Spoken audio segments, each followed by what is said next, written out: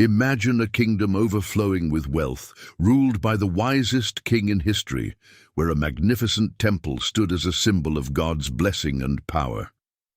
In the book of 1 Kings, we will journey from the final days of King David to the rise of Solomon, the division of Israel, the ministry of Elijah, and the dramatic events that forever changed the destiny of God's people.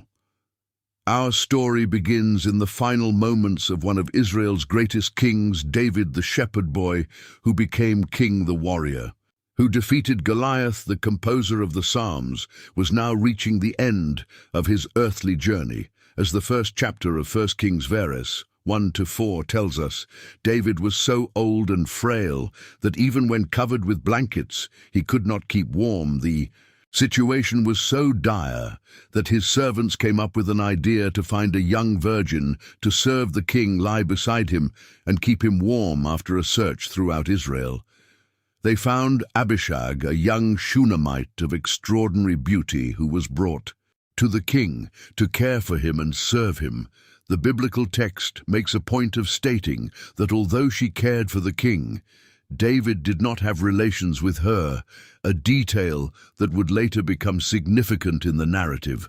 This moment of fragility in the great King David shows us how even the most powerful are vulnerable to time. The man who once danced with all his might before the Ark of the Covenant, as recorded in 2 Samuel 6, could now barely keep warm. The warrior who had conquered Jerusalem and expanded Israel's borders was now confined to his chambers, dependent on constant care. Meanwhile, as we read in 1 Kings 1:5-10, a power struggle was beginning to unfold behind the palace walls. Indonesia, David's fourth son born to Hagarth in Hebron, saw his father's frailty as an opportunity to seize the throne. The text provides crucial details about his character. He was very handsome, much like his late brother Absalom, and had grown up without ever being disciplined by his father, who had never asked him, "Why do you act this way?" This failure in Adoniah's upbringing reveals a pattern that had already caused problems in David's family before, particularly with his son Absalom. Adoniah was not originally first in line to the throne. Amnon, the eldest, had been killed by Absalom in revenge for Tamar's assault. Chileab, the second son, is not mentioned in the scriptures after his birth, suggesting he likely died young Absalom. The third son had died in his own rebellion against his father. Thus Adoniah saw himself as the natural heir to the throne, even though he knew his father had promised the kingdom to Solomon, Bathsheba's son. To strengthen his position, Adonijah built a powerful base of support, as we see in 1 Kings 1:7-8. He gained the backing of two key figures in the kingdom: Joab, son of Zeruiah, the army commander, who had faithfully served David for decades, and Abar, one of the chief priests who had been with David since his days fleeing from Saul. However, other important leaders did not support his cause. The priest Zadok, the prophet Nathan Biah, one of David's elite warriors and David's mighty men, remained loyal to the king. With these alliances secured, Adonijah organized a grand feast near the stone of Zoheleth by En-Rogel, as recorded in 1 Kings 1:9-10. He sacrificed sheep, oxen, and fattened cattle, inviting all his brothers, the king's sons, and all the men of Judah who served the king. Notably, he did not invite three key individuals: his brother Solomon, the prophet Nathan, and David's mighty warriors. This deliberate exclusion made his intentions clear. This was not merely a banquet, but a political statement of his claim to the throne. But God had other plans. The prophet Nathan, the same man who had confronted David after his sin with Bathsheba, and who had delivered God's promise of an eternal covenant with David's house, now took action once more, as we see in 1 Kings chapter 1:11-40. Urgently approached Bathsheba, Nathan revealed Adoniah's conspiracy and reminded Bathsheba of David's promise that her son Solomon would be the next king. The plan Nathan proposed demonstrated his political wisdom. Bathsheba was to go first before the king to remind him of his oath And while she was still speaking, Nathan would enter to confirm her words. The execution of the plan was flawless, as recorded in 1 Kings 1, 15, 21. Bathsheba entered the king's presence, bowed before him, and when asked what she desired, she reminded David of his sworn promise before the Lord that Solomon her son would reign after him and sit on his throne. She then informed him of Adoniah's actions, explaining that he was already proclaiming himself king without David's knowledge. Sheba emphasized that all of Israel was looking to the king, awaiting his declaration of who would succeed him. Otherwise, she and Solomon would be treated as criminals as soon as David passed away following the plan, while Bathsheba was still speaking to the king, as we read in 1 Kings 1, 22-27. The prophet Nathan arrived and was announced. He confirmed everything Bathsheba had said, questioning whether this succession had truly been decreed by the king, as Adoniah had already hosted a great feast and was being hailed as king. By some, the strategy of double confirmation worked. David was stirred into action in a moment. Reminiscent of the David of old, the king acts with decisiveness and authority, as we read in 1 Kings 1, 28-4. He calls Bathsheba back and reaffirms his oath, "As surely as I swore by the Lord, the God of Israel, saying that your son Solomon shall reign after me and sit on my throne in my place, so I will do this." Very day, then he summoned Zadok the priest, Nathan the prophet, and Niah son of Jeho, giving them specific instructions. They were to take the servants of their lord, have Solomon ride on the king's own mule, a clear symbol of royalty as no one could.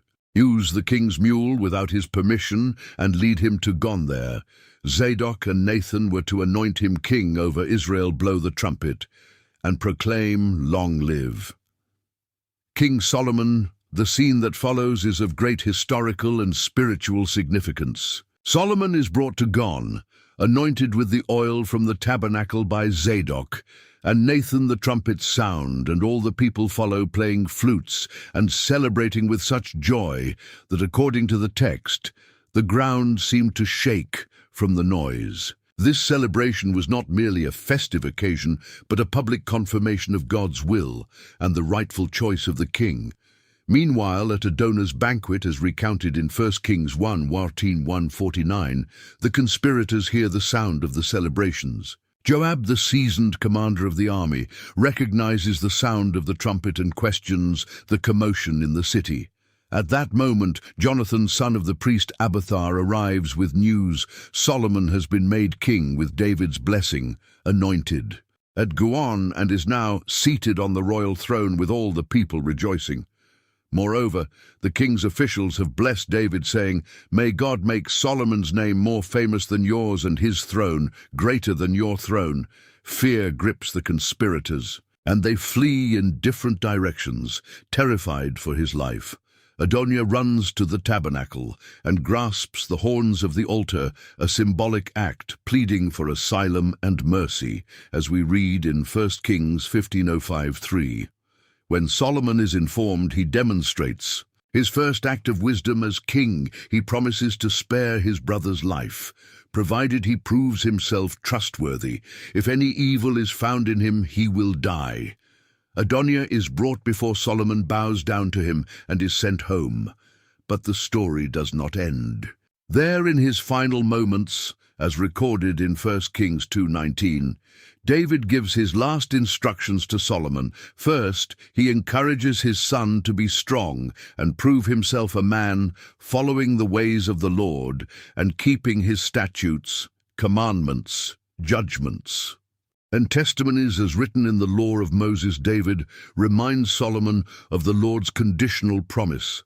If his descendants walk in the way of the Lord, faithfully following him with all their heart and soul, David's lineage will never lack a successor on the throne of Israel. Then, demonstrating that there were still unresolved political matters, David gives specific instructions on how to deal with certain individuals. Regarding Joab, son of Zeruiah, David recalls the murders he committed, killing Abner and Amasa during peacetime, shedding the blood of war in a time of peace. Regarding the sons of Bareilly, the Gileadite, David asks that they be treated with kindness and allowed to eat at Solomon's table, as they had helped David during his flight from Absalom. Finally, concerning Shime, son of Gera, who had cursed him terribly on the day he fled from Absalom, David leaves it to Solomon to administer justice with the kingdom firmly established in his hands. Solomon begins consolidating his power through strategic alliances. As we read in 1 Kings 3:1, he makes an alliance with Pharaoh, king of Egypt, by marrying his daughter. This marriage was not merely a personal union, but a powerful declaration of Israel's international status. Pharaoh's daughter was brought to the city of David, where she remained until Solomon completed the construction of his own palace, the house of the Lord, and the walls surrounding Jerusalem during this early period, as noted in 1 Kings 3:24. The people were still offering sacrifices on the high places, because until then no temple had been built for the name of the Lord. The text tells us that Solomon loved the Lord and walked in the statutes of his father David, yet he also offered sacrifices and burned incense at the high places. The most prominent of these places was Gibeon, considered the greatest high place, where Solomon offered 1,000 burnt offerings on the altar. It was in Gibeon that one of the most significant moments of Solomon's reign took place, as recorded in 1 Kings 35:15. The Lord appeared to Solomon in a dream during the night. In this divine encounter, God made an extraordinary offer to the young king: ask for whatever you want me to give you. Solomon's response would reveal much about his character and priorities. At that moment, Solomon begins his answer by acknowledging God's kindness toward his father David, who walked in truth, righteousness, and uprightness of heart. He also recognizes that God had shown great mercy by giving David a son to sit on his throne with humility. Solomon describes himself as a little child who does not know how to go out or come in. He acknowledges the magnitude of the task before him, governing a people so numerous that they cannot be counted. Therefore, his request is striking in its wisdom.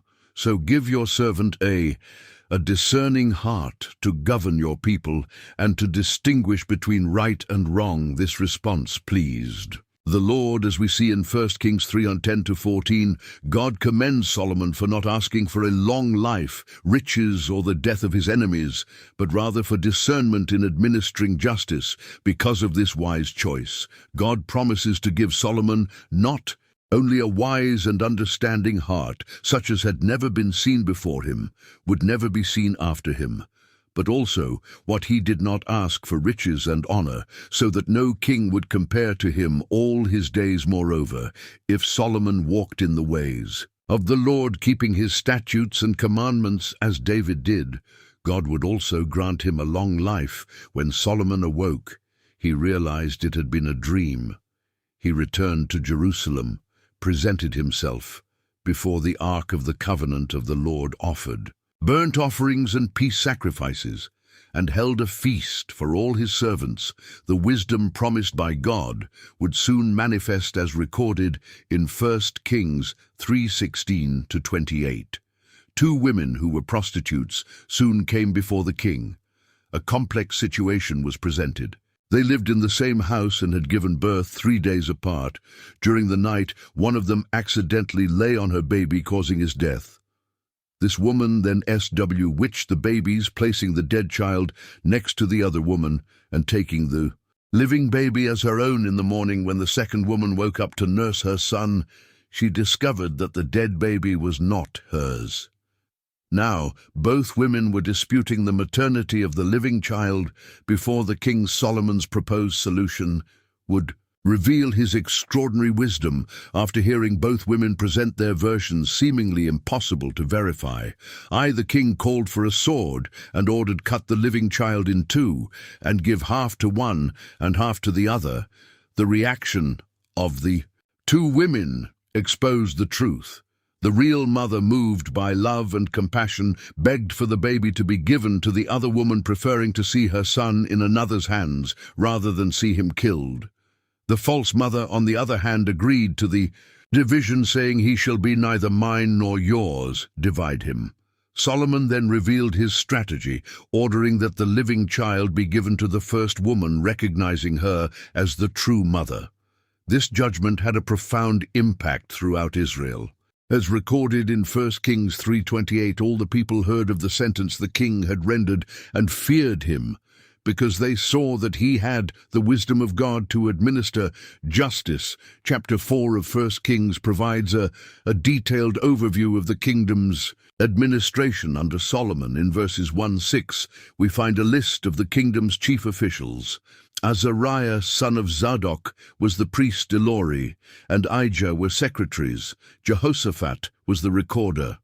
Benaiah commanded the army. Zadok and Aba were priests. Azariah oversaw the governors. Zabud was the king's friend. Aisha managed the royal household, and Adoniram supervised forced labor.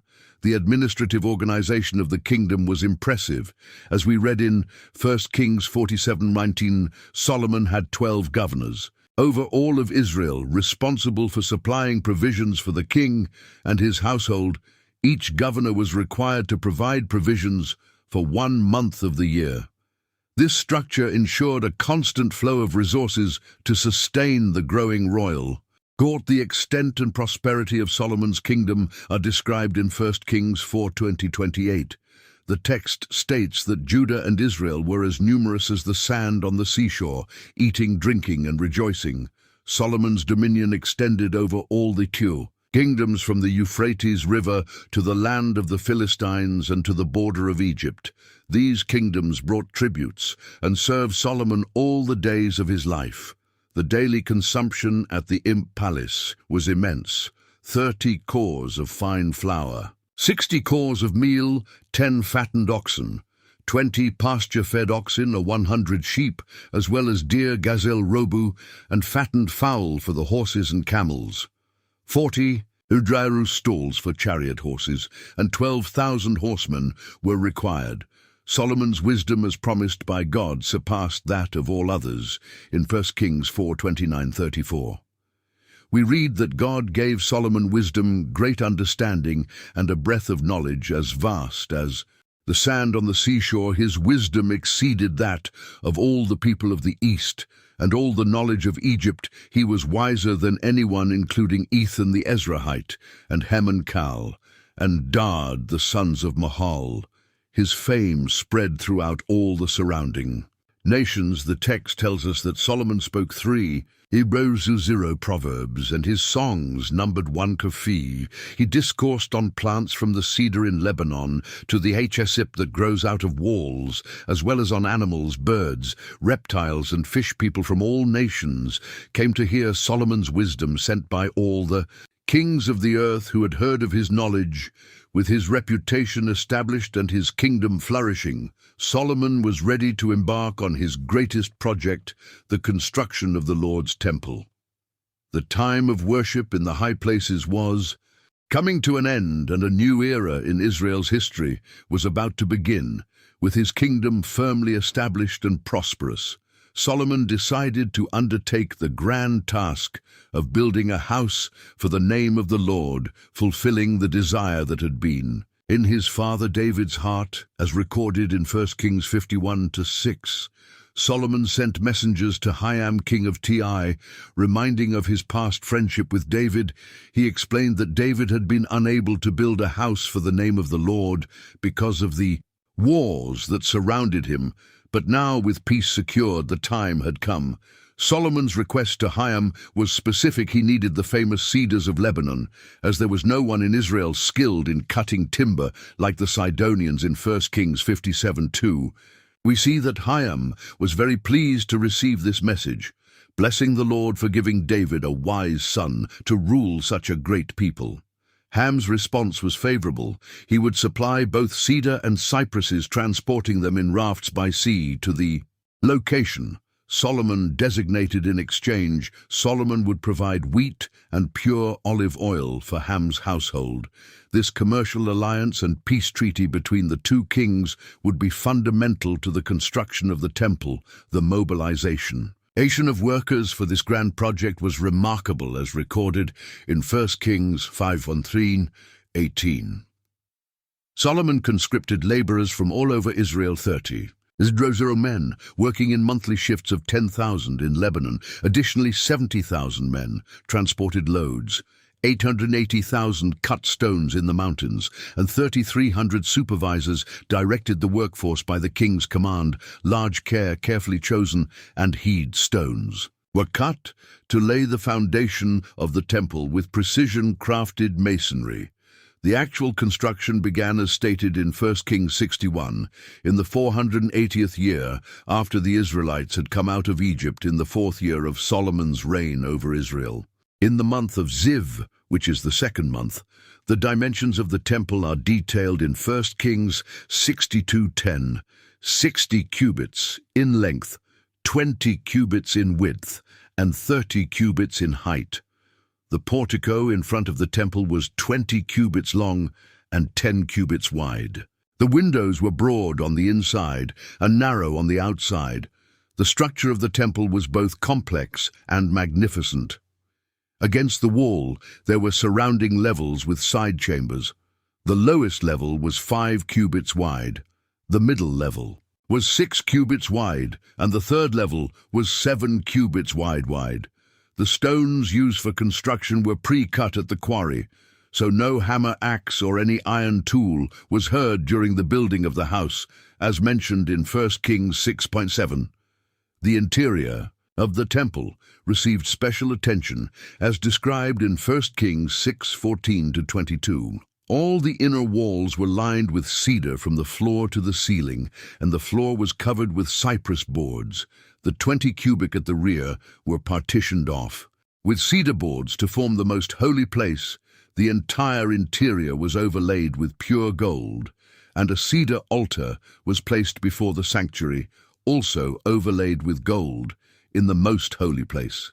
As stated in 1 Kings 6:23-28, 2 cherubim made of olive wood were placed, each 10 cubits high. The cherubim's wings stretched so that one wing of one cherub touched one wall, while the wing of the other cherub touched the opposite wall, and their other wings met in the middle of the house. The cherubim were also overlaid with gold. The walls of the temple were adorned with embossed decorations, cherubim, palm trees, and open flowers, all overlaid with gold, as described in 1 Kings 6:9-5. The doors were made of olive wood with cherubim, palm trees, and open flowers carved into them, all covered with hammered gold. The inner courtyard was constructed with 3 rows of dressed stone and 1 row of cedar beams. The construction of the temple took 7 years, as recorded in 1 Kings 6:38. It was begun in the month of Ziv and completed in the month of Bul, the 8th month, in the 11th year of Solomon's reign. But Solomon did not only build the temple as stated in 1 Kings 71-12, he also built his own palace, which took 13 years. To complete, the royal palace included the house of the forest of Lebanon, measuring 100 cubits in length, 50 cubits in width, and 30 cubits in height, supported by 4 rows of cedar columns. There was also the Hall of Pillars, the Hall of the Throne, where he judged, and a house for Pharaoh's daughter, whom Solomon had married for the more specialized work, as recorded in 1 Kings 7:13-14. Solomon brought a man from Ty named Hiram, different from the king of Ty, the son of a widow from the tribe of Naphtali, and a Tyrian father. This Hiram was filled with wisdom, understanding, and knowledge to carry out all kinds of bronze work. Hiram's bronze work was extraordinary. In 1 Kings 75:47, detailed descriptions of his creations are found: 2 bronze columns, each 18 cubits high, named Jachin and Boaz, with ornamented capitals at the top.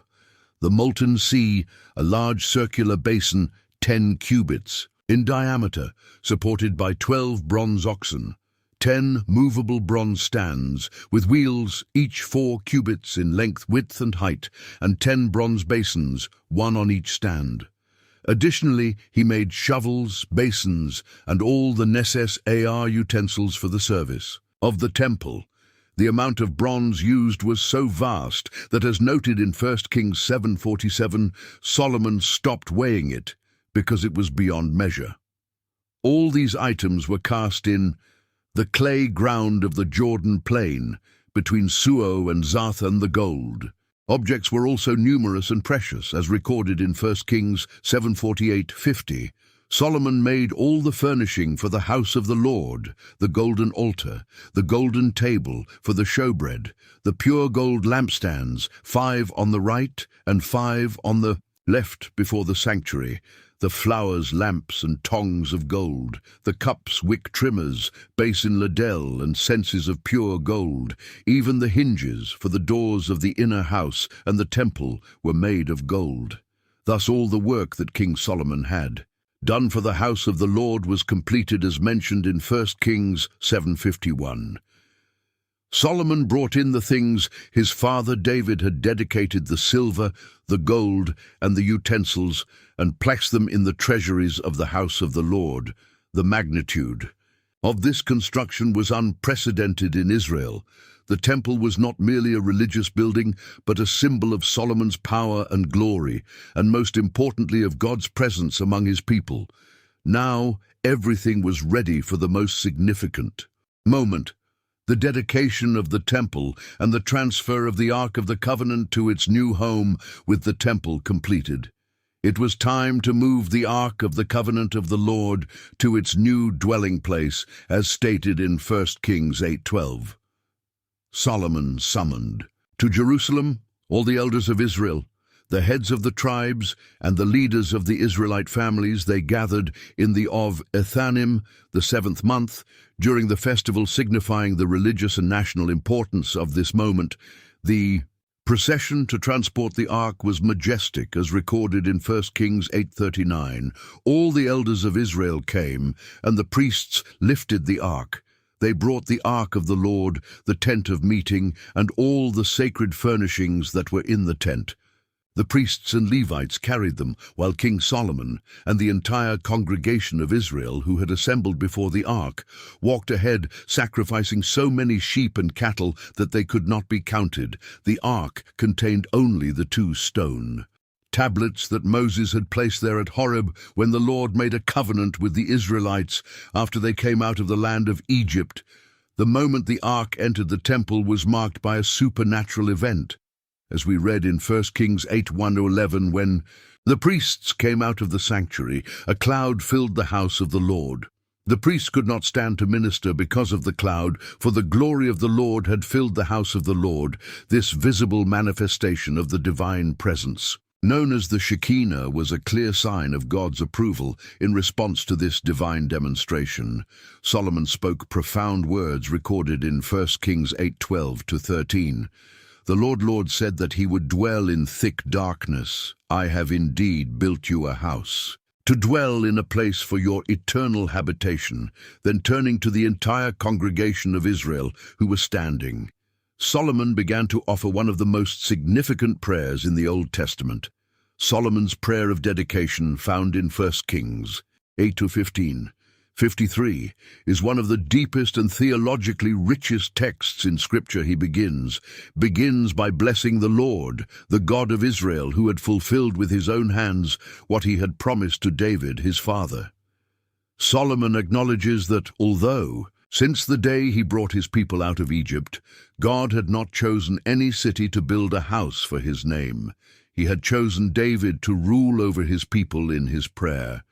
Solomon recognizes the greatness and transcendence of God as seen in 1 Kings 8-27. 30, he admits that even the heavens and the highest heavens cannot contain God, much less the house he had built. Nevertheless, he asks that the Lord's eyes be open day and night toward that house, the place of which he had said his name would be there. He pleads for God to hear the prayers offered in that place. The prayer then unfolds into 7 specific situations in which the people would seek God in the temple. In 1 Kings 83:13-2, he speaks of cases of oaths between individuals. In verses 33 and 34, he addresses situations in which Israel might be defeated by enemies because of their sins. In verses 35-36, he mentions periods of drought due to the people's transgressions. In verses 37-40, he speaks of famine, pestilence, blight, crop, diseases and sickness. In verses 41-43, he intercedes for foreigners who would come to pray in the temple. In verses 44-45, he prays for the people when they go out to war. And in verses 46-53, he considers the possibility of exile when the people might sin and be taken captive to a foreign land. After this comprehensive prayer, Solomon arose from before the altar of the Lord, where he had been kneeling with his hands spread toward heaven, and stood up as recorded in 1 Kings 8:54-61. He blessed the entire congregation of Israel in a loud voice, asking that the Lord be with them, as he had been with their ancestors, inclining the hearts of the people to walk in all his ways and keep his commandments, statutes, and judgments. The dedication of the temple was marked by extraordinary sacrifices, as we read in 1 Kings. Israel, with him, offered sacrifices before the Lord 22 oxen and 120,000 sheep on the same day. The king consecrated the middle of the courtyard in front of the house of the Lord, for there he offered burnt offerings, grain offerings, and the fat of the peace offerings, since the bronze altar was too small to contain all the sacrifices. The celebration lasted a total of 14 days, as recorded in 1 Kings 8:65-66, 7 days for the dedication of the altar, and another days for the Feast of Tabernacles on the 8th day. Solomon dismissed the people who blessed thee, king, and went to their tents joyful and glad of heart, for all the goodness that the Lord had shown to David his servant and to Israel his people. After the dedication of the temple, the Lord appeared to Solomon for the second time, as he had appeared to him in Gibeon in 1 Kings 9:39. God confirmed that he had heard Solomon's prayer and sanctified the house he had built. The Lord's eyes and heart would be there every day. However, this promise came with a serious warning. If Solomon or his descendants turned away from following God and served other gods, then Israel would be cut off from the land, the temple would be destroyed, and it would become an object of ridicule among the nations. The power and prosperity of Solomon's kingdom continued to grow, as we read in 1 Kings 9:1-14. At the end of 20 years, during which Solomon built the two houses, the house of the Lord, and the king's house, Hiram, king of Tyre, having supplied Solomon with cedar cypress and gold. According to all his desire, received in exchange 20 cities in the land of Galilee. However, when Hiram came from Tyre to inspect the cities, he was not pleased with them and called them the land of Kabul, a name that remains to this day. Solomon's construction projects were extensive, as recorded in 1 Kings 9:1-5-19. He built the Millo and the wall of Jerusalem, as well as Hazar, Megiddo, and Gaza. The latter had been captured and burned by Pharaoh, king of Egypt, who gave it as a dowry to his daughter Solomon's wife. Solomon also built Lower Beth-horon, Barath, Tadmor in the wilderness, all his store cities, the cities for his chariots, the cities for his horsemen, and whatever he desired to build in Jerusalem, Lebanon, and throughout his domain. The organization of forced labor is also described in 1 Kings 9:20-23.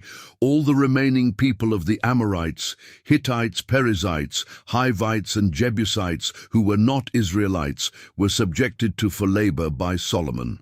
However, Solomon did not enslave any of the Israelites. Instead, they served as warriors, officials, commanders, captains, and overseers of his chariots and horsemen.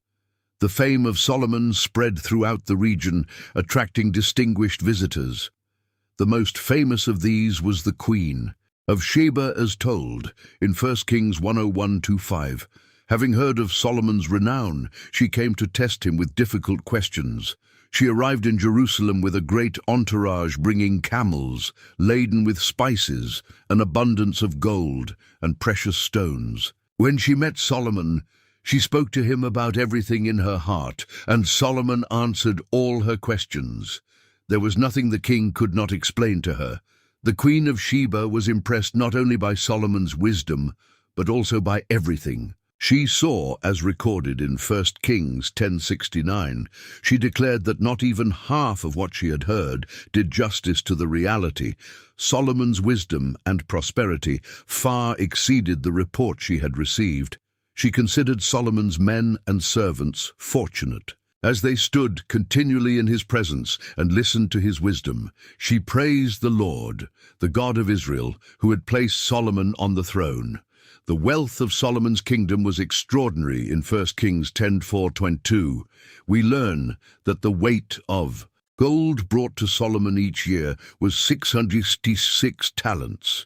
In addition to revenues from merchants, traders, all the kings of Arabia, and the governors of the land, the king made 200 large shields of hammered gold and 300 smaller shields, which were placed in the house of the forest of Lebanon. His throne was made of ivory and overlaid with pure gold, featuring 6 steps and 12 lions, one on each side of every step. All of the king's drinking vessels were made of gold, and every object in the house of the forest of Lebanon was pure gold. Silver was considered of no value. In Solomon's time, the kingdom's commercial prosperity was also remarkable, as we read in 1 Kings 10:23-29. King Solomon surpassed all the kings of the earth in both wealth and wisdom. He had a fleet of Tarish ships sailing the seas alongside Ham's fleet, bringing gold, silver, ivory, apes, and peacocks every 3 years. His merchants imported horses from Egypt and various other regions. The whole world sought an audience with Solomon to hear the wisdom that God had placed in his heart. Each visitor brought gifts, silver and gold objects, garments, armor, spices, horses, and mules. Silver became as common in Jerusalem as stones and cedar, as abundant as the sycamore trees in the lowlands. Despite all his wisdom and the divine blessings he had received, Solomon began to stray from the ways of the Lord, as told in 1 Kings 1:11-3. The king loved many foreign women in addition to Pharaoh's daughter, Moabites, Ammonites, Sidonians, and Hittites, people of whom the Lord had warned the Israelites, saying, "You must not intermar with them, nor they with you, for surely they will turn your hearts after their gods." Yet Solomon clung to these women in love. He had 700 wives, princesses, and 300 concubines, and his wives led his heart astray. The spiritual impact of these unions was devastating.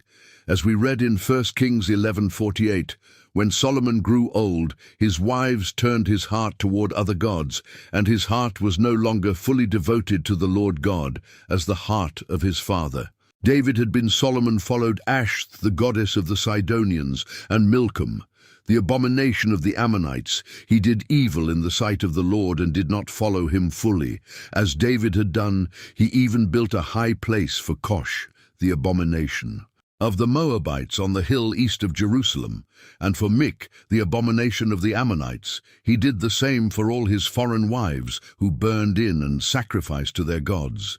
Divine judgment did not delay. In 1 Kings 119-13, we see that the Lord became angry with Solomon because his heart had turned away from the Lord, the God of Israel, who had appeared to him twice. Although God had explicitly commanded him not to follow other gods, Solomon did not keep what the Lord had commanded. Therefore the Lord said to Solomon, "Since this has been your attitude, and you have not kept my covenant and decrees, I will surely tear the kingdom away from you and give it to one of your subordinates. However, for the sake of your father David, I will not do this during your lifetime. I will tear it out of the hand of your son, yet I will not tear the whole kingdom away.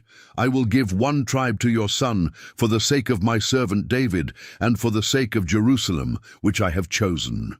Divine judgment began to manifest through the arise of adversaries, as recorded in 1 Kings 11:42.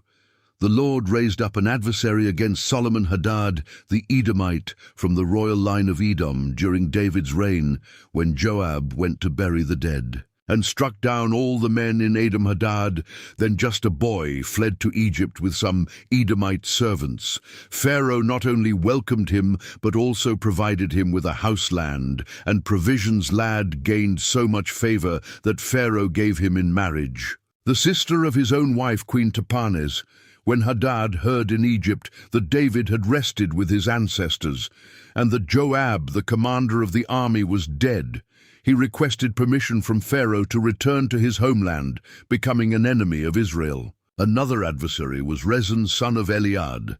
As told in 1 Kings 11:2-32, he had fled from his master Hadadah, king of Zobah, and gathered men around him, becoming the leader of a band of rebels. When David defeated them, he went to Damascus, where he reigned, and remained a persistent enemy of Israel throughout Solomon's reign. Just as Hadad did, he despised Israel and ruled over Aram. But the most significant adversary arose from within the kingdom itself. In 1 Kings 11:26-28, we are introduced to Jeroboam, son of Nebat, an Ephraimite from Zereda, and a servant of Solomon. His mother Zerah was a widow. He was a strong and capable man. And when Solomon saw how industrious he was, he appointed him over the entire labor force of the house of Joseph, that is, the tribes of Ephraim and Manasseh. The divine calling of Jeroboam is described in 1 Kings 11:29-39. At that time, when Jeroboam was leaving Jerusalem, the prophet Ahijah, the Shilonite, met him along the way. Ahijah was wearing a new cloak, and the two were alone in the field. The prophet took the new cloak he was wearing and tore it into 12 pieces. Then he said to Jeroboam, "Take 10 pieces for yourself. For this is what the Lord, the God of Israel, says. See, I am tearing the king out of Solomon's hand and giving you 10 tribes. He will have 1 tribe for the sake of my servant David and for the sake of Jerusalem, the city I have chosen out of all the tribes of Israel." The prophet explained that this would happen because they had abandoned the Lord and worshipped Ashth, the goddess of the Sidonians, Kosh, the god of the Moabites, and Milcom, the god of the Ammonites. They had not walked in the ways of the Lord to do what was right in his eyes, as David had done. However, God would not take the entire kingdom from Solomon's hand, but would allow him to remain as prince all the days of his life for the sake of David. Yet from Solomon's son, God would take the kingdom and give 10 tribes to Jeroboam. To his son he would give 1 tribe, so that David, his servant, would always have a lamp before the Lord in Jerusalem, the city he had chosen to place his name there. The Lord promised Jeroboam that if he walked in all his ways, doing what was right in his sight, keeping his statutes and commandments as David had done, he would be with him, build him a lasting dynasty as he had built for David, and give Israel to him. God would humble David's descendants because of their idolatry, but not forever. When Solomon learned of this prophecy, as recorded in 1 Kings 11:40, he sought to kill Jeroboam, but Jeroboam fled to Egypt, to Shishak, king of Egypt, and remained there until Solomon's death. The end of Solomon's reign is briefly described in 1 Kings 11:41-43. The rest of Solomon's acts, all he did, and his wisdom are written in the book of the Acts of Solomon. He reigned in Jerusalem over all Israel for 40 years. Then he rested with his ancestors and was buried in the city of David. His father, his son, Rehoboam, reigned in his place. However, the succession would not be peaceful, as we read in 1 Kings 12:15. Rehoboam went to Shem, because all Israel had gathered there to make him king, when Jeroboam, son of Nebat, who was still in Egypt, where he had fled from King Solomon, heard this. He returned from Egypt. They sent for him. And Jeroboam, along with the whole assembly of Israel, came to speak with Rehoboam, saying, "Why, father, placed a heavy yoke on us. Now lighten the harsh labor and the heavy yoke he imposed on us, and we will serve you." Rehoboam answered, "Go away for 3 days, then come back to me." So the people left during these 3 days. As recorded in 1 Kings 26:11, Rehoboam sought 2 very different sources of counsel. First he consulted the elders who had served his father Solomon while he was alive. They advised him, "If today you will be a servant to these people and serve them, and if you speak to them with kind words, they will be your servants forever." However, Rehoboam rejected this advice and consulted the young men who had grown up with him. They advised him to respond harshly to the people. "My father made your yoke heavy, but I will make it even heavier. My father disciplined you with whips, but I will discipline you with scorpions." The decisive moment came when, as we read in 1 Kings 1:21-12-15, Jeroboam and all the people returned on the third day as the king had instructed. The king answered the people harshly, rejecting the advice the elders had given him. Instead, he spoke according to the advice of the young men, saying, "My father made your yoke heavy, but I will make it even heavier. My father disciplined you with whips, but I will discipline you with scorpions."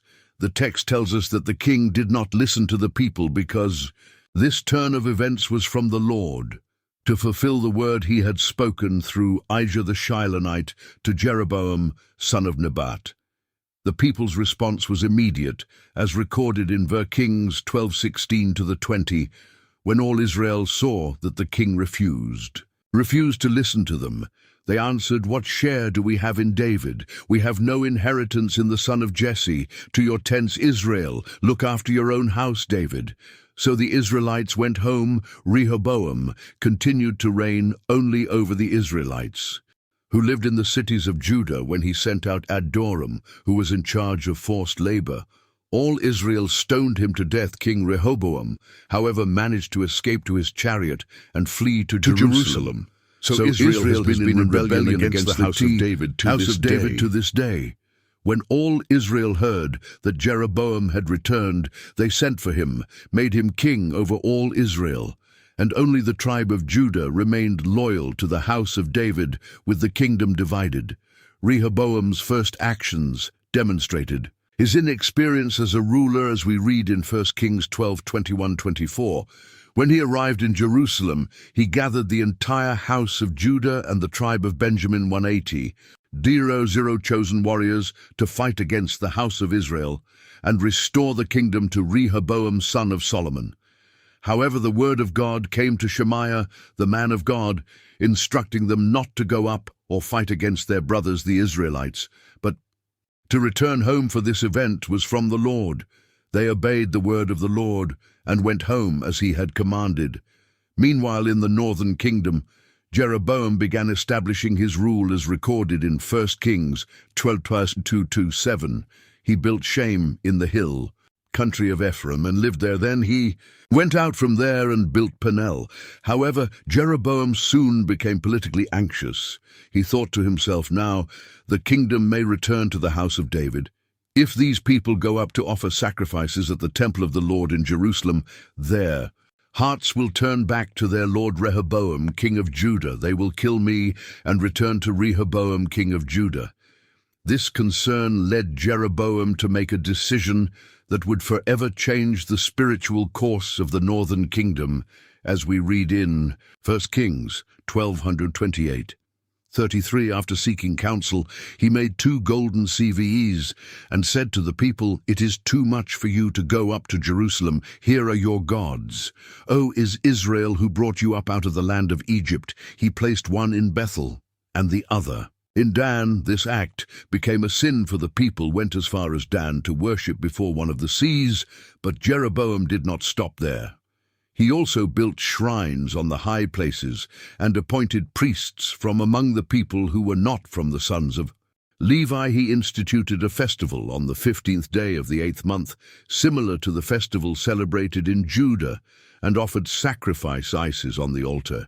He did the same in Bethel, sacrificing to the calves he had made, and he also appointed priests for the high places he had established there on the 15th day of the 8th month. The month he had chosen in his own heart, he went up to the altar in Bethel and burned incense, thus holding a feast for the people of Israel. The divine response to this apostasy was swift, as recorded in 1 Kings 13:1-6. A man of God came from Judah to Bethel by the word of the Lord, just as Jeroboam was standing by the altar to burn incense by the word of the Lord. He cried out against the altar, "Alar altar, this is what. The Lord says, a son named Gia will be born to the house of David. He will sacrifice on you the priests of the high places who burn incense on you, and human bones will be burned on you." That same day he gave a sign saying, "This is the sign that the Lord has spoken, the altar will be split apart, and the ashes on it will be poured out." When King Jeroboam heard the word that the man of God had proclaimed against the altar, he stretched out his hand from the altar and said, "Seize him." But the hand he stretched out against the man withered, and he could not pull it back. The altar was split apart, and its ashes poured out just as the man of God had prophesied, side by the word of the Lord. Then the king pleaded with the man of God to intercede with the Lord his God and pray for him so that his hand might be restored. The man of God prayed to the Lord, and the king's hand was restored and became as it was before. The story of this man of God continues in 1 Kings 13:7-32, with a tragic ending, though he initially refused the king's invitation to eat and drink. Remaining faithful to God, command not to eat bread or drink water in that place. He was deceived by an old prophet from Bethel. This prophet lied, claiming that an angel had spoken to him by the word of the Lord, instructing him to bring the man of God back because he disobeyed the Lord's command. The man of God was killed by a lion on the way. Despite these signs, as 1 Kings 13:33 tells us, Jeroboam did not turn from his evil ways. Instead, he continued appointing priests for the high places from among the lowest of the people.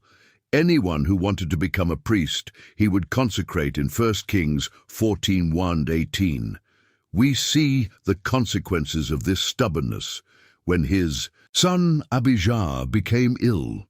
Jeroboam told his wife to disguise herself and go to Shiloh to consult the prophet Ahijah, the same prophet who had foretold that Jeroboam would become king over Israel. Although the prophet was blind due to old age, the Lord revealed to him that Job's wife was coming. He delivered a severe message because of Job's idolatry. The Lord would bring disaster upon his house, wiping out every male descendant of Jeroboam. His son would die, and would be the only one of Jeroboam's household to receive a proper burial, because in him alone was found something pleasing to the Lord. The divine judgment on the northern kingdom is declared in 1 Kings 14:15-16. The Lord would strike Israel, making it like a reed swaying in the water. He would uproot Israel from the good land he had given to their ancestors, and scattered them beyond the river because they had provoked him to anger by making Asherah poles. The Lord would give up Israel because of the sins of Jeroboam, which he committed and caused Israel to commit in Judah. The spiritual situation was also dire, as recorded in 1 Kings 14:21-24. Rehoboam, the son of Solomon, reigned over Judah. He was 41 years old when he began to reign, and he ruled for 17 years. In Jerusalem, Judah did evil in the sight of the Lord, provoking him to jealousy with their sins more than their ancestors had done. They built high places, sacred pillars, and Asherah poles on every high hill and under every spreading tree. There were also male shrine prostitutes in the land, following the detestable practices of the nations that the Lord had driven out before the Israelites' judgment was not delayed. As we read in 1 Kings 14:2-8, in the 5th year of King Rehoboam, Shishak, king of Egypt, attacked Jerusalem. He took the treasures of the house of the Lord and the royal palace. He seized everything, including the gold shields that Solomon had made in their place. King Rehob made bronze shields and assigned them to the officers of the god who protected the entrance to the royal palace after Rehoboam's death, as recorded in 1 Kings 15:18. His son Abijah reigned over Judah. He followed all the sins his father had committed before him. His heart was not fully devoted to the Lord his God as the heart of David. His ancestor had been nevertheless, for David's sake, the Lord gave him a lamp in Jerusalem. By raising up his son after him and establishing Jerusalem, there was war between Rehoboam and Jeroboam throughout their reigns, and also between Abijah and Jeroboam in the northern kingdom. After Jeroboam's death, his son Nadab began to reign over Israel. As we read in 1 Kings 15:2-31, he did what was evil in the sight of the Lord, walking in the ways of his father and in the sin that he had caused Israel to commit. Baasa, the son of Ahijah from the house of Issachar, conspired against him and struck him down at Gibeon, which belonged to the Philistines, while Nob and all Israel were besieging the city. Baasa killed him in the 3rd year of Asa king of Judah and reigned in his place as soon as he became king. He struck down the entire house of Jeroboam, leaving no survivor, thus fulfilling the word of the Lord spoken through his servant Ahijah the Shilonite. The reign of Baasha is described in the 1 Kings 15:33-34. He began to reign over all Israel in Tar in the 3rd year of Asa king of Judah and ruled for 24 years. He did what was evil in the sight of the Lord and walked in the way of Jeroboam, committing the same sin by which he had caused Israel to sin in 1 Kings 16:17. We see that the word of the Lord came to Jehu, son of Hanani, against Baasha, declaring that since he had followed the ways of Jeroboam, the Lord would completely destroy him, making his house like the house of Jeroboam. This prophecy was fulfilled through his son, who reigned in his place as recorded in 1 Kings 16:8-14. Began to reign over Israel in Tizah in the 26th year of Asa king of Judah, and ruled for 2 years. His servant Zimri, commander of half his chariots, conspired against him, while he was drunk in Tizah at the house of Asa, who was in charge of the household. In Tizah Zimri entered, struck him down, and killed him in the 27th year of Asa king of Judah, and reigned in his place as soon as he began to reign, and took his seat on the throne. He struck down the entire house of Baasha, leaving no male survivor, neither relatives nor friends. Zim's reign, however, was extremely brief, as we read in 1 Kings 16:15-20. He ruled for only 7 days in Tirzah. The people were camped against Gibeon, which belonged to the Philistines, when they heard that Zim had conspired and killed Thekking.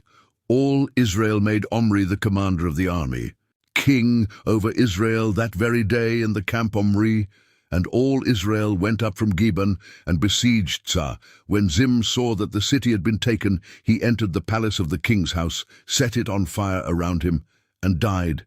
A civil war followed. As recorded in 1 Kings 16:22, the people of Israel were divided into 2 factions. Half followed Tib, son of Ginath, to make him king, and the other half followed Omri. But the people who followed Omri prevailed over those who followed Tipni, son of Ginath. So Tipni died, and Omri reigned. Om's reign marked a new phase in the history of the northern kingdom, as we learn from 1 Kings 16:23-28. He began to reign over Israel in the 31st year of Asa, king of Judah, and ruled for 12 years. He reigned in Jah for 6 years.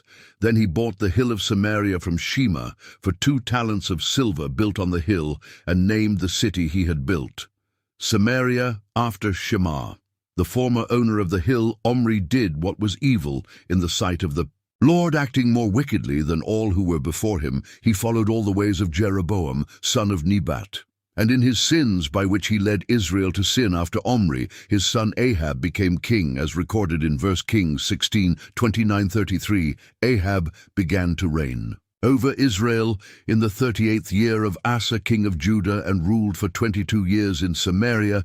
He did what was evil in the sight of the Lord, more than all who were before him, as if it were a trivial thing to walk in the sins of Jeroboam.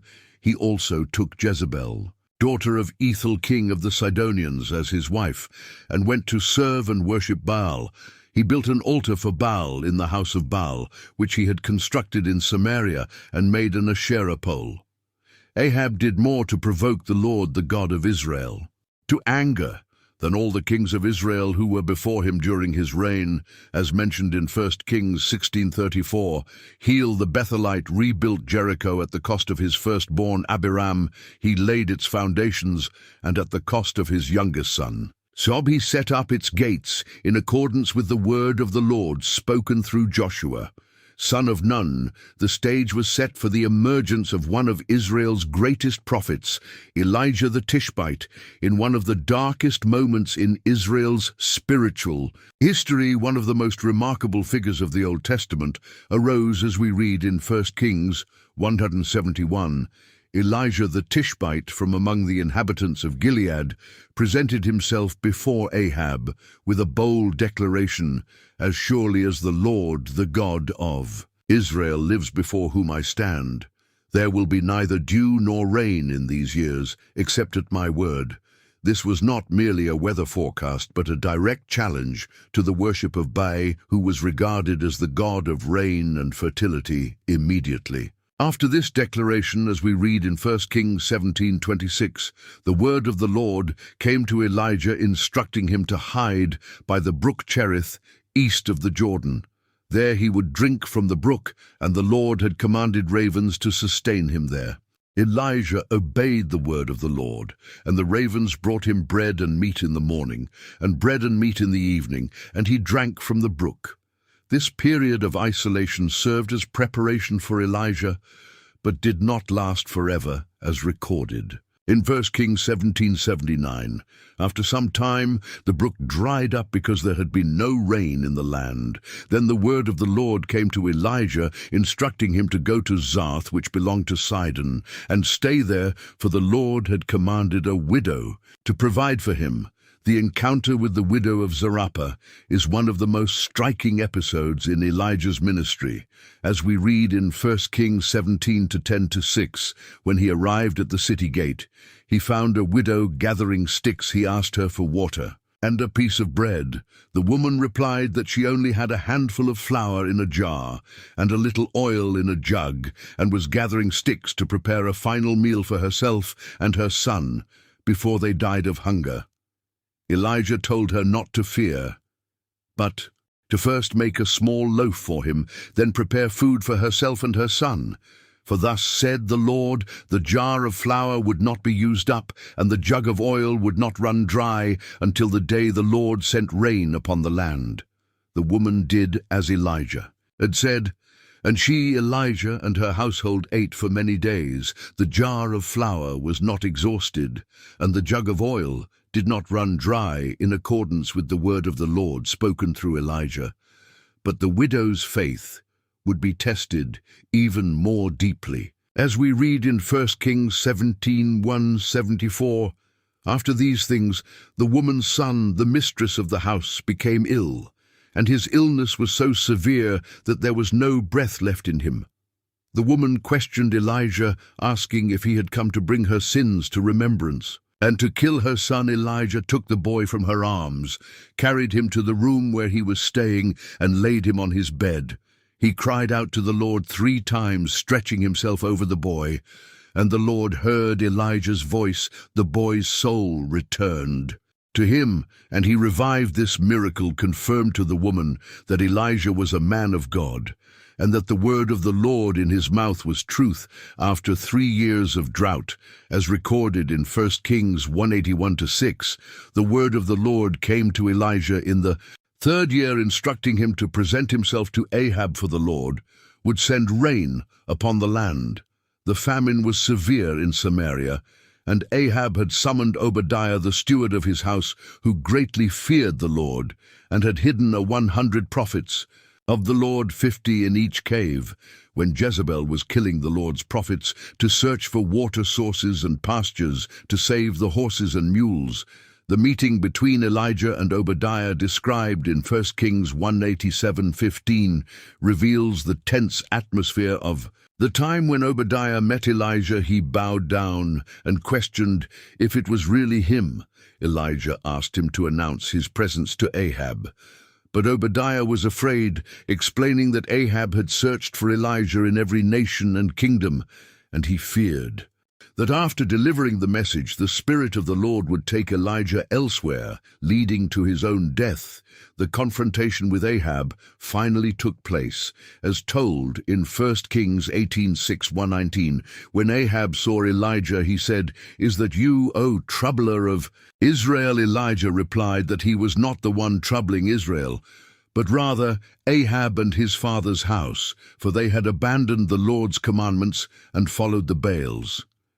Then Elijah proposed a challenge to gather all of Israel at Mount Carmel, along with the 450 prophets of Baal and the 400 prophets of Asherah who ate at Jezebel's table.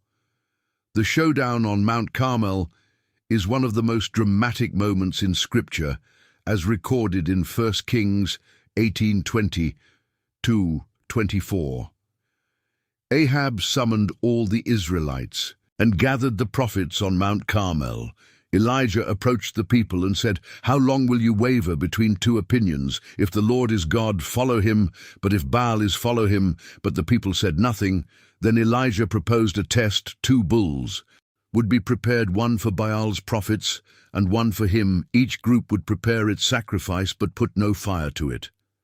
The God who answered by fire, he would be God. Details of the confrontation are narrated in 1 Kings 18:25-29. The prophets of Baal prepared their sacrifice and cried out to Baal from morning until noon, "O Baal, answer us." But there was no voice, no answer. They danced around the altar they had made at noon. Elijah mocked them, saying they should cry out louder perhaps. Their God was deep in thought, busy traveling or even sleeping. They shouted louder and slashed themselves with swords and lances, as was their custom, until their blood gushed out. They continued their frantic prophesying until the time of the evening. Sacrifice ice, but there was no voice, no response, no attention. Then it was Elijah's turn, as we read in 1 Kings 18:3-5. He called all the people to come closer and repaired the altar of the Lord that had been broken down.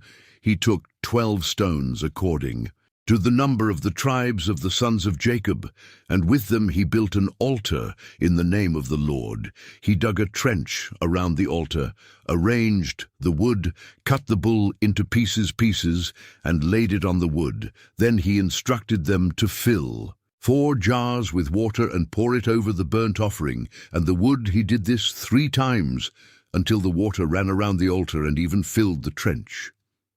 Elijah's prayer, recorded in 1 Kings 18:36-37, was simple and direct.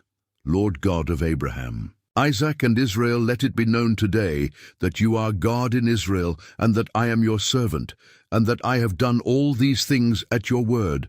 Answer me, Lord, answer me, so that these people may know that you, Lord, are God, and that you have turned their hearts back again." The response was immediate and dramatic. As told in 1 Kings 18:38-39, fire fell from the Lord and consumed the burnt offering, the wood, the stones and the dust, and even licked up the water in the trench. Seeing this all, the people fell face down and said, "The Lord, he is God, the Lord, he is God." The victory was complete but also severe in 1 Kings 18:40. Elijah ordered that the prophets of Baal be seized, and none escaped. They were taken to the Kishon Valley, where they were executed. After this dramatic display of God's power, it was time for the promised rain, as recorded in 1 Kings 18:4-14. Elijah told Ahab to go up, eat and drink, for there was the sound of a heavy rain, while Ahab went up to eat and drink. Elijah climbed to the top of Mount Carmel, bent down to the ground, and put his face between his knees. He told his servant to look toward the sea. The servant looked 7 times, and on the 7th time he reported seeing a small cloud, as small as a man's hand, rising from the sea. Elijah sent word to Ahab to prepare his chariot and go down before the rain stopped him. Soon the sky grew dark with clouds and wind, and a heavy rain fell. The hand of the Lord was upon Elijah, and he tucked his cloak into his belt and ran ahead of Ahab all the way to Jezreel. But the victory at Carmel was followed by a moment of deep despair. as we read in 1 Kings 19:14, when Ahab told Jezebel everything Elijah had done and how he had killed all the prophets with the sword. Jezebel sent a messenger to Elijah vowing that by the next day he would be like one of those prophets. Elijah was afraid and fled to save his life. He went to Beersheba, which belongs to Judah, left his servant there, and traveled. A day's journey into the wilderness, he sat under a broom tree and prayed that he might die, saying, "It is enough now. O Lord, take my life, for I am no better than my ancestors. The Lord's care for his discouraged servant is touching," as recorded in 1 Kings 19:58. Elijah lay down and slept under a broom tree, when suddenly an angel touched him and said, "Arise and eat." He looked, and there by his head was a cake baked on hot stones, and a jar of water. He ate and drank, then lay down again. The angel of the Lord came a second time to touch him and said, "Arise and eat, because the journey will be too great for you." So he got up, ate and drank, and with the strength from that food he traveled 40 days and 40 nights to Horeb, the mountain of God at Horeb, as told in 1 Kings 19:9-14. Elijah entered a cave and spent the night there. Then the word of the Lord came to him, asking what he was doing there. He replied that he had been very zealous for the Lord, because the children of Israel had abandoned the Lord's covenant, torn down his altars, and killed his prophets with the sword. He alone was left, and now they sought to take his life. The Lord told him to go out and stand on the mountain before him. A great and mighty wind tore through the mountains and shattered the rocks, but the Lord was not in the wind. After the wind came an earthquake, but the Lord was not in the earthquake. After the earthquake came a fire, but the Lord was not in the fire. And after the fire there was a still small voice. When Elijah heard it, he covered his face with his cloak, went out, and stood at the entrance of the cave in the cave on Mount Horeb. The Lord renewed Elijah's mission, as recorded in 1 Kings 19:15-18. God sent him back on his way to the wilderness of Damascus with 3 specific tasks: to anoint Hazael as king of Syria, Jehu son of Nimshi as king of Israel, and Elisha son of Shaphat as his prophetic successor. The Lord declared that whoever escaped the sword of Hazael Jehu would kill, and whoever escaped the sword of Jehu Elisha would kill. But God also revealed something comforting he had preserved in Israel 7 people who had not bowed to Baal or kissed him. Elisha's calling is described in 1 Kings 19:19-21. Elijah found Elisha plowing with 12 pairs of oxen before him, and he was with the last pair. Elijah passed by him and threw his cloak over him, a symbolic gesture of transferring prophetic authority. Elisha left. The oxen ran after Elijah and asked to bid farewell to his parents. Then he returned, took a pair of oxen, slaughter-ed them, and used the oxen's equipment to cook their meat, giving it to the people to eat. Then he arose, followed Elijah, and served him. Meanwhile, a new threat arose against Israel, as recorded in 1 Kings 2:16. Ben-Hadad, king of Syria, gathered his entire army, along with 32 kings' horses and chariots, and went up, besieging Samaria and waging war against it. He sent messengers to Ahab, king of Israel, inside the city, demanding his silver, gold wives and most handsome children. Ahab initially agreed, but when Ben-Hadad also demanded the right to search the palace and the houses of his servants, taking whatever was valuable, Ahab refused. After consulting with the elders, Ben-Hadad's response was menacing. As we read in 1 Kings 2011, he swore that the dust of Samaria would not be enough to fill the hands of all his men. Ahab wisely replied, "Tell him, let not the one who puts on his armor boast, like the one who takes it off." This answer enraged Ben-Hadad, who then ordered the attack on the city at this critical moment, as recorded in 1 Kings 2:13-15. A prophet approached Ahab and said, "Thus says the Lord, do you see this great multitude? Behold, today I will deliver them into your hand, so that you may know that I am the Lord." When Ahab asked by whom the victory would come, The prophet answered that it would be by the young men of the provincial leaders. Ahab then gathered the young men of the provincial leaders, 232 in total, and after that, the rest of the army, 7 Idrozera Israelites. The battle that followed was an overwhelming victory for Israel as recorded in 1 Kings 2016-21. They set out at noon while Ben-Hadad was drinking and getting drunk in the tents, along with the 32 kings who supported him. The young men of the provincial leaders went out first. Ben-Hadad was informed that men had come out from Samaria, and he ordered them to be taken alive, whether they came in peace or for war. But the young men of the provincial leaders and the army that followed them struck down their opponents. The Syrians fled, and Israel pursued them.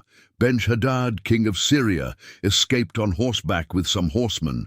The king of Israel attacked, struck down the horses and chariots, and inflicted a great defeat upon the Syrians.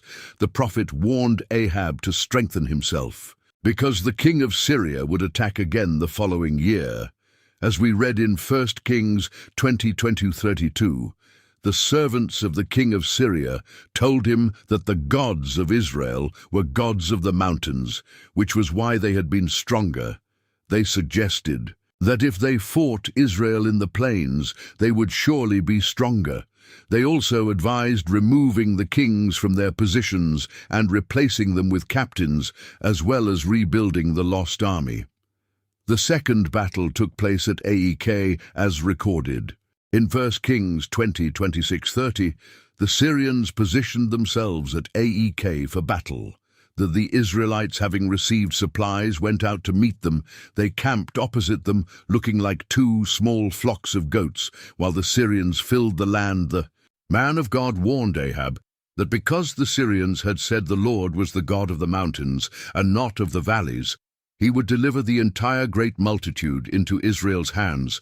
After 7 days of waiting, the battle began, and in a single day, the Israelites killed 100,000 Syrian infantrymen. The remaining soldiers fled to AFC, where a wall collapsed on 27,000 of them. Ben-Hadad, who had fled to the city, hid himself in an inner chamber, as we read in 1 Kings 20:31-34. His servants told him that the kings of Israel's house were merciful kings. They dressed in sackcloth, put ropes on their heads, and went to the king of Israel, pleading for Ben-Hadad's life to be spared. Ahab not only spared him, but also called him his brother, and made a covenant with him, allowing him to establish bazaars in Damascus, just as his father had done in Samaria. This undue mercy toward a declared enemy of Israel would have consequences, as we read in 1 Kings 20:35-43. One of the sons of the prophets, by the word of the Lord, asked his companion to strike him, but the man refused because he disobeyed the Lord's command. A lion killed him. The prophet then asked another man to strike him, and this man struck and wounded him. The prophet disguised himself with a bandage over his eyes and waited for the king on the road. When Ahab passed by, the prophet told a parable about a prisoner who had escaped under his watch, and the king pronounced judgment. His life would be taken in place of the prisoner's. Then the prophet removed the bandage from his eyes, and Ahab recognized him as one of the prophets. The message was clear because he had let go of the man whom the Lord had devoted to destruction. His life would be taken for the life of that man, and his people for the people of that man. Following these events, an episode would further reveal the corrupt nature of Ahab and Jezebel, as recorded in 1 Kings 21:14. Naboth, the Jezreel, had a vineyard in Jezreel next to Ahab's palace. The king proposed buying it or exchanging it for a better one, but Naboth refused, saying, "The Lord forbid that I should give you my ancestors' inheritance." Ahab returned home resentful and sullen, lay down on his bed, turned his face away, and refused to eat. Seeing her husband in this state, as we read in 1 Kings 2:15-16, Jezebel asked him why he was so upset when she learned The reason she said, "Do you now govern the kingdom of Israel? Get up, eat and cheer up, I will give you Naboth's vineyard." She wrote letters in Ahab's name, sealed them with his signet, and sent them to the elders and nobles of the city in the letters. She ordered them to proclaim a fast, set Naboth before the people, and have 2 false witnesses accuse him of blaspheming against God. And the king this was done. And Naboth was stoned to death. When Jezebel heard that Naboth was dead, she told Ahab to take possession of the vineyard that Naboth had refused to sell. Divine judgment came through Elijah, as we read in 1 Kings 21:1, 17-24. The Lord commanded the prophet to meet Ahab in Naboth's vineyard and declare, "Thus says the Lord, have you killed and also taken possession in the place where the dogs licked up Naboth's blood? They shall lick up your own blood." Ahab said to Elijah, "Have you found me, my enemy?" And he replied, "I have found you because you have sold yourself to do what is evil in the sight of the Lord. The judgment would be severe. The Lord would bring disaster upon Ahab, cutting off all his male descendants, both free and slave in Israel. His house would be like that of Jeroboam and Baara, because he had provoked the Lord and led Israel into sin concerning Jezebel. The Lord declared that dogs would devour her by the wall of Jezreel. Surprisingly, as recorded in 1 Kings 21:25. 29. When Ahab heard these words, he tore his clothes, put on sackcloth, fasted, and walked humbly. Then the word of the Lord came to Elijah, saying that because Ahab had humbled himself, the disaster would not come in his days. But in the days of his son, Ahab's story was nearing its end, as we read in 1 Kings 22:1-4, after 3 years without war. Between Syria and Israel, Jehoshaphat, king of Judah, went down to visit the king of Israel. Ahab proposed that they go together to recover Ramoth Gilead from the king of Syria. Jehoshaphat agreed, saying, "I am as you are, my people as your people, my horses as your horses." However, Jehoshaphat asked that they first inquire of the Lord, as recorded in 1 Kings 2:25-12. Ahab gathered about 400 prophets and asked whether he should go against Ramoth Gilead. They answered affirmatively, but Jehoshaphat asked if there was still another prophet of the Lord to consult. Ahab admitted that there was one more, Micaiah, son of Imlah, but that he hated him because he never prophesied anything good about him, only evil. The confrontation between the false prophets and Micaiah is dramatic, as we read in 1 Kings 22:3-8. When the messenger went to summon Ma, he urged him to agree with the other prophets and predict success. Micaiah replied, "As the Lord lives, I will say whatever the Lord tells me." Initially, he sarcastically repeated what the other prophets had said, but when Ahab commanded him to speak only the truth in the name of the Lord, Ma revealed his vision. He saw all Israel scattered on the mountains like sheep without a shepherd.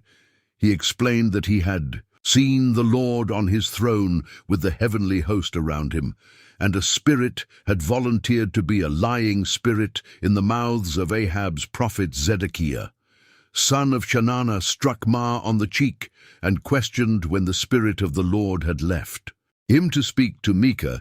Responded that he would know on the day he fled into an inner chamber to hide Ahab, ordered Ma to be thrown into prison, and fed only bread and water of affliction until he returned safely. Ma replied, "If you return safely, then the Lord has not spoken through me." And he added, "Hear this, all you people, the battle at Ramoth Gilead would be fatal for Ahab." As we read in 1 Kings 22:9-4, he devised a plan to disguise himself for battle. While Jehoshaphat wore his royal robes, the king of Syria had commanded the captains of his chariots to fight only against the king of Israel. When they saw Jehoshaphat, they thought he was the king of Israel, but when he cried out, they realized he was not Ahab. However, a man randomly shot an arrow, and it struck Ahab between the joints of his armor. The king was propped up in his chariot against the Syrians, and he died at sunset. The blood from his wound flowed to the bottom of the chariot by evening. A proclamation went out through the army, every man to his city and every man to his own land. They washed the chariot at the pool of Samaria, where the prostitutes bathed and dogs licked. Up his blood, according to the word of the Lord. Jehoshaphat was 35 years old when he began to reign, and he ruled for 25 years in Jerusalem, as recorded in 1 Kings 22:41-50. He walked in all the ways of Asa, his father not turning aside from them, doing what was right in the eyes of the Lord. However, the high places were not removed. The people still sacrificed and burned incense on them. Jehoshaphat also made peace with the king of Israel. The rest of Jehoshaphat's deeds, the power he displayed, and how he waged war are written in the book of the Chronicles of the Kings of Judah. He also expelled from the land the remaining cultic sodomites who had persisted since the days of his father Asa. At that time, there was no king in Edom only. A governor Jehoshaphat built ships of Tarish to go to Air for gold, but they never set sail because the ships were wrecked at Ezon-Gaba. Then Asa son of Ahab said to Jehoshaphat, "Let my servant sail with your servants in the ships." But Jehoshaphat refused in Israel, as recorded in 1 Kings 22:51-53. Ahaziah son of Ahab began to reign over Israel in Samaria in the 17th year of Jehoshaphat king of Judah, and he ruled over Israel for 2 years. He did evil in the eyes of the Lord, walking in the ways of his father, his mother, and Jeroboam son of Nebat, who had caused Israel to sin. He served Baal, worshipped him, and provoked the Lord, the God of Israel, to anger, just as his father had done. Thus, the first book of Kings ends, showing the contrast between the kings who followed the Lord and those who turned away from him.